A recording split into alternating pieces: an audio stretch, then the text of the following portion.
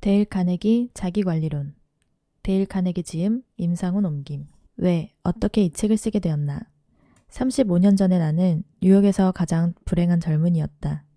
트럭을 팔아 먹고 살았지만 정작 트럭이 어떻게 굴러가는지도 몰랐다. 심지어 알고 싶지도 않을 만큼 그 일을 몹시 싫어했다.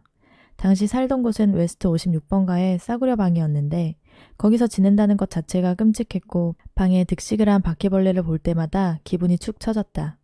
아침마다 벽에 걸어둔 넥타이를 매려고 손을 뻗으면 바퀴벌레 여러 마리가 나 살려라 하며 흩어지던 광경이 지금도 생생하다. 방에서 보던 녀석들이 그대로 나올 법한 지저분하고 허름한 레스토랑에서 밥을 먹을 수밖에 없었던 현실에도 진저리가 났다. 밤마다 두통에 시달리며 외로이 방으로 돌아오곤 했다. 실망, 걱정, 비통, 반항심에서 비롯된 두통은 날로 심해졌다. 대학 때 품었던 꿈이 악몽으로 변해버린 터라 심사가 뒤틀릴 수밖에 없었다. 이게 제대로 된 삶인가? 모험이 가득한 삶을 꿈꾸던 내가 계속 이렇게 지내도 되는 걸까? 언제까지 싫어하는 일을 하고 바퀴벌레를 친구로 삼아 형편없는 음식이나 먹으면서 이 모양 이 꼴로 희망 없이 살아야 하는 걸까? 내게는 책을 읽고 글을 쓸 시간이 필요했다. 대학 때부터 나는 책을 내고 싶어 하지 않았던가?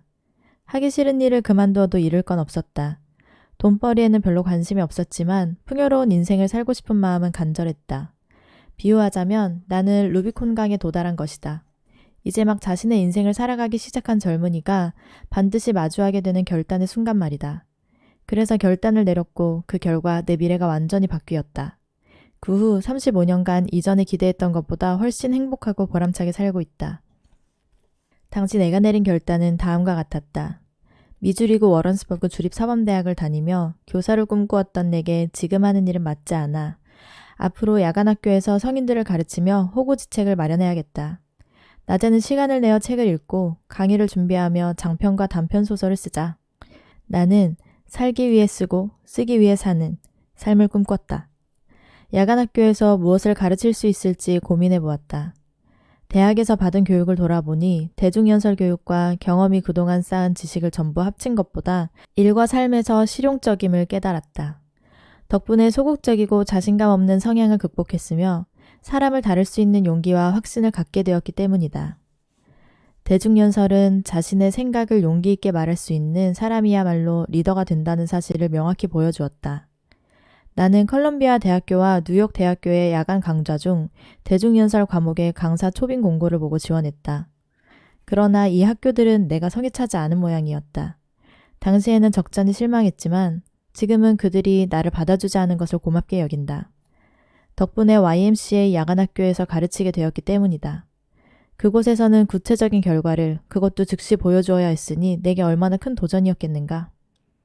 수강생들은 학점이나 사회적 명성을 원하지 않았다. 그들이 내 수업에 들어온 이유는 단 하나, 문제를 해결하는 것뿐이었다.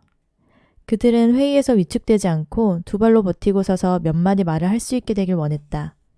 세일즈맨들은 동네를 세 바퀴 돌며 마음을 진정시키는 과정 없이도 까다로운 고객들과 마주할 용기를 얻길 바랐다. 그들 모두 침착하고 자신감 넘치는 사람이 되고 싶어 했다. 자신의 분야에서 남보다 앞서 나가는 게 목표였다. 가족을 위해 좀 더 많은 돈을 벌고 싶어 했다. 무엇보다 수업료를 할부로 내고 있었기 때문에 결과가 좋지 않으면 더 이상 수강하지 않을 것이 뻔했다. 나는 월급이 아니라 수익에 따라 돈을 받는 터라 밥술을 쥐고 살려면 지극히 현실적인 자세를 가질 수밖에 없었다. 당시 나는 불리한 조건에서 강의를 한다고 여겼다. 하지만 지금은 값을 매길 수 없을 만큼 소중한 훈련을 받았다고 생각한다. 나는 학생들에게 동기를 부여하고 그들이 스스로 문제를 해결하도록 도와주어야 했다. 물론 수업마다 학습 의욕을 고취해서 학생들이 계속 출석하도록 만드는 것도 무척 중요했다. 참 흥미진진하고도 내 마음에 쏙 드는 일이었다. 나는 수강생들이 빠르게 자신감을 얻고 그들 중 상당수가 승진과 급여 인상을 이뤄낸 것을 보면서 깜짝 놀랐다. 수업은 기대보다 훨씬 성공적이었다. YMCA는 처음에 강사비로 하루 $5도 주지 않으려 했으나 새 학기가 지나자 하루 $30를 지급했다. 수업을 시작할 때는 대중연설만 가르쳤으나 시간이 흐르면서 성인들에게는 친구를 만들고 사람들에게 영향을 미치는 능력 또한 절실하다는 사실을 깨우쳤다. 그럼에도 인간관계를 다루는 적절한 책이 없어서 직접 한 권을 썼다. 바로 인간관계론이다. 무엇보다 이 책은 일반적인 방식으로 쓰지 않았다. 수업에 참여한 학생들의 경험을 바탕으로 성장하고 진화한 책이다. 내가 전에 쓴 책 4권은 제목을 들어본 사람조차 없을 지경이었고 인간관계론은 수업용 교과서일 뿐인지라 이 책이 베스트셀러가 되리라고는 꿈에도 생각하지 못했다. 아마도 책의 판매 부수에 가장 놀란 사람이 내가 아닐까 싶다. 몇 해가 지나면서 성인들이 품고 있는 커다란 문제 중 하나가 걱정이라는 사실을 깨달았다. 내 수업의 수강생은 대부분 경영자, 세일즈맨, 엔지니어, 회계사 등 기업에서 일하는 사람들이었고 전문직을 비롯해 그 밖의 직업군에 종사하는 사람들도 여럿 있었는데 이들은 하나같이 고민거리를 안고 있었다. 여성 기업가들이나 가정주부들 역시 해결하지 못한 문제로 골머리를 앓고 있었다. 따라서 걱정을 극복하는 방법에 대한 교과서가 절실했다. 나는 적합한 책을 찾고자 5번가와 42번가의 교차점에 있는 뉴욕 공립도서관을 찾았다. 하지만 걱정에 대한 책은 겨우 22권뿐이었다. 반면 제목에 벌레가 들어간 책은 189권이나 있었다. 벌레에 대한 책이 걱정에 대한 책보다 거의 9배나 많다니 참 놀랍지 않은가? 걱정은 인간이 직면한 큰 문제이기에 당연히 고등학교나 대학교에서 걱정을 없애는 법을 가르칠 거라고 생각하겠지만 이 나라의 어느 학교에서도 그런 과정 혹은 그런 강의가 없었다. 데이비드 시버리가 성공적으로 걱정하는 방법에서 책벌레에게 발레를 시켰을 때 전혀 준비가 되어 있지 않은 것처럼 우리도 경험의 압박을 대비하지 못한 상태로 성인이 된다라고 했는데 그의 말에 공감이 간다. 병원 침상의 절반 이상을 정신적, 정서적 문제가 있는 환자들이 채우고 있으니 말이다. 나는 도서관 서가에 한가롭게 놓여있던 걱정에 대한 책 22권을 모두 읽어보았다. 그 외에도 구할 수 있는 책은 모조리 구입했다. 하지만 성인을 위한 교육과정에서 교과서로 쓸만한 책은 단 한 권도 없었다. 결국 내가 직접 쓰겠다고 마음먹었고 그렇게 해서 이 책이 나왔다. 7년 전부터 이 책의 집필 준비를 시작했다. 먼저 과거와 오늘날의 철학자들이 걱정에 대해 쓴 글을 읽었다. 뿐만 아니라 공자에서 처칠에 이르는 수백 권의 전기도 섭렵했다. 잭 댐시, 오마 브래들리, 마크 클락, 핸드포드, 엘리너 루스벨트, 도로시 딕스와 같은 각계각층의 명사들도 인터뷰했다. 물론 이는 시작에 지나지 않았다.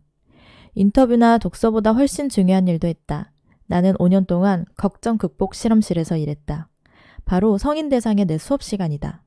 내가 아는 한 이런 목적을 위해 만든 세계 최초의 실험실이다.